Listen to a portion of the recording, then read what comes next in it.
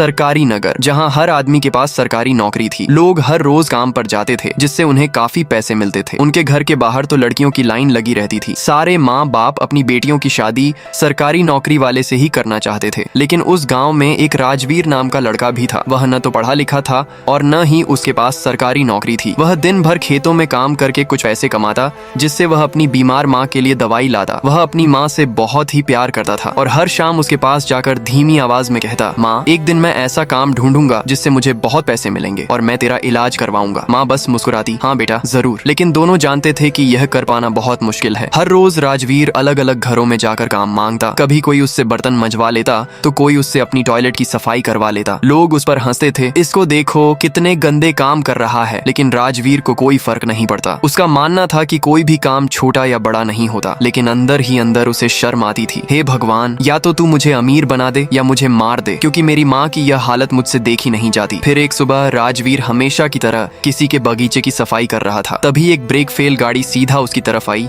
और राजवीर को टक्कर मार दी। राजवीर बेहोश हो गया। गाड़ी से एक आदमी उतरा और वह राजवीर को अपने साथ ले गया। जब राजवीर को होश आया तो वह किसी के बेडरूम में था। यह मैं कहाँ आ गया? तभी एक आदमी आया। तो उठ गए तुम? अब तुम्हारी तबीयत कैसी है? राजवीर ने हल्का सा सिर हिलाया। हाँ, अभी ठीक हूँ। आदमी का चेहरा खुशी से भर गया। राजवीर अपने घर जाने लगा। आज मेरे पास बिल्कुल पैसे नहीं है। आज मैं माँ के लिए दवाई कैसे लेकर जाऊंगा? वह आदमी उसकी बातें सुन रहा था। वह राजवीर के पास आया और बोला, क्या तुम मेरी दुकान में काम करोगे? मैं तुम्हें 2 वक्त की रोटी और अच्छी खासी सैलरी भी दूंगा। राजवीर खुश हो गया। उस आदमी ने उसे कुछ पैसे एडवांस भी दिए। राजवीर दवाई लेकर घर आया और सारी बात माँ को बताई। माँ, आज मुझे एक नई नौकरी मिली। उसकी माँ बहुत खुश थी। अगली सुबह राजवीर फिर उस आदमी के घर गया। वह आदमी पहले से ही उसका इंतजार कर रहा था। फिर दोनों गाड़ी में बैठकर एक जगह पहुंचे। वहाँ एक बड़ी सी दुकान थी। उस आदमी ने राजवीर को पूरा काम समझा दिया और चला गया। राजवीर सब समझ गया और काम शुरू कर दिया। शुरू के कुछ दिन तो कोई भी ग्राहक नहीं आया। राजवीर भी परेशान और दुकान का मालिक भी परेशान। दोनों ने बहुत सोचा। तभी राजवीर ने अपने मालिक को एक आइडिया दिया। सुबह दोनों ने दुकान को बाहर की तरफ लगा दिया, जहाँ से कोई भी उसे देख सकता था। राजवीर फिर से अपने काम पर लग गया। धीरे धीरे ग्राहक आने लगे और कुछ ही देर में दुकान भर गई। शाम तक सारा काम खत्म हो गया और राजवीर की अच्छी खासी कमाई भी हो गई। तभी दुकान का मालिक वहाँ आया। उसने उन पैसों में से अपना हिस्सा लिया। अब रुकना नहीं है, रोज दुकान खोलते रहना। राजवीर ने सिर हिलाकर हाँ कहा। धीरे धीरे हर रोज दुकान में भीड़ होती गई। राजवीर पैसे कमाता गया और दुकान का मालिक अपना हिस्सा लेकर राजवीर की तारीफ करता गया। धीरे धीरे राजवीर ने अपनी माँ का इलाज भी करवा दिया और अपनी जिंदगी में सफल हो गया। लेकिन एक सुबह एक आदमी उसकी दुकान में आया, सामान लेने नहीं, चुगली करने। उसने राजवीर से कहा, भाई राजवीर, तू इतनी मेहनत करता है, लेकिन हर शाम तेरा मालिक उन पैसों का आधा ले जाता है, जबकि उसने कुछ मेहनत की ही नहीं। क्यों ना तू खुद की एक दुकान खोल ले? वीर ने अपने गाँव में खुद की एक दुकान खोल ली। उसे लगा कि उस दुकान की तरह यह दुकान भी चलेगी, लेकिन वह गलत था, क्योंकि किसी को धोखा देने से कभी खुद का अच्छा नहीं।